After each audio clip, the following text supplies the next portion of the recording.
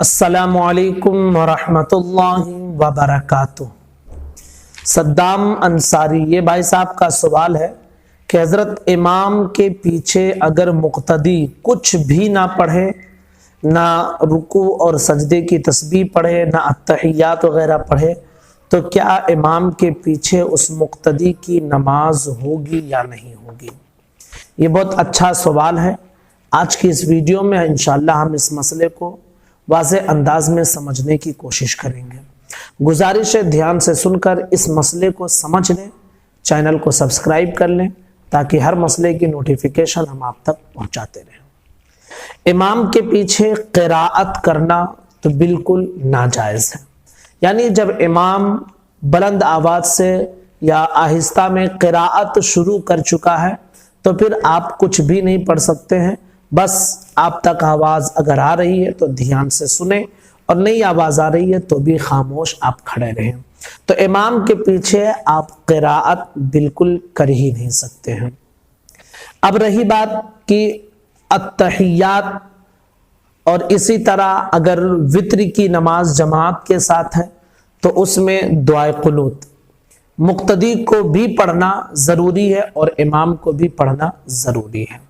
لیکن اگر مقتدی نے امام کے پیچھے اتحیات نہیں پڑھی یا دعائے قنوت وتر کی نماز جماعت سے ہو رہی تھی اور نہیں پڑھی، تو بھی اس مقتدی کی نماز امام کے پیچھے ہو جائے گی۔ لیکن جان بوجھ کر چھوڑنا اتحیات کو یا دعائے قنوت کو یہ گناہ کا کام ہے، مقتدی کو اس کا گناہ ملے گا۔ جہاں تک بات نماز کی ہے تو اگر امام کے پیچھے ہے تو چاہے جان بوجھ کر چھوڑے یا بھول کر چھوڑے، نماز تو بہرحال اس کی ہو جائے گی، لیکن جان بوجھ کر اتحیات یا جو ہے دعائے قنوت کو چھوڑنا یہ گناہ ہے۔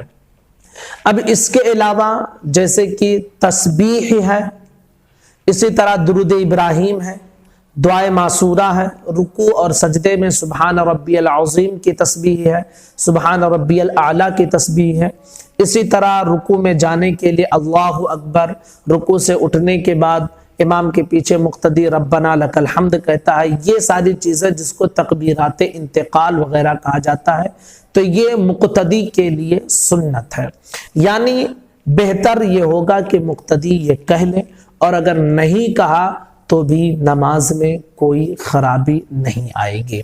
تو یہ پوری تفصیل ہم نے آپ کے سامنے پیش کی ہے۔ بہر صورت مقتدی اگر امام کے پیچھے ہے اور کچھ بھی نہیں پڑھ رہا ہے تو اس کی نماز ہو جائے گی۔ قراءت نہ کرنا یہ تو شریعت کی طرف سے لازم ہے کہ آپ خاموش رہیں۔ اتحیات اور دعائے قنوت وتر میں یہ پڑھنا ضروری ہے، اگر نہیں پڑھے گا تو بھی نماز ہو جائے گی، لیکن گنہگار ہوگا اگر جان بوجھ کر چھوڑے گا۔ اور اس کے علاوہ جو سنتیں ہیں تو ان کو بھی ادا کرنا یہ بہتر ہے، اچھا ہے، اور اگر کسی نے نہیں کیا تو بھی نماز ہو جائے گی۔ تو امید کرتا ہوں کہ یہ مسئلہ آپ کی سمجھ میں آ گیا ہوگا۔ گزارش ہے اس کلپ کو زیادہ سے زیادہ لوگوں تک شیئر کریں۔ السلام علیکم ورحمۃ اللہ وبرکاتہ۔